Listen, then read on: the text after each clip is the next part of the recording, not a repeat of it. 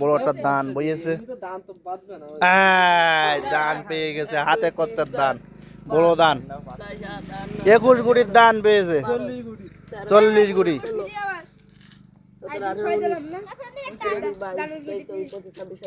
সুন্দর, এক দানেই বেজে গেল 30 গুটি।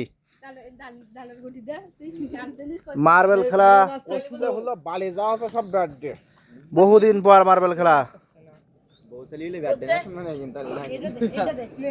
দেখা যাক ওই গুটি বাদ পারে কিনা, পারলো না। আর একজনের ঝাল, দেখা যাক।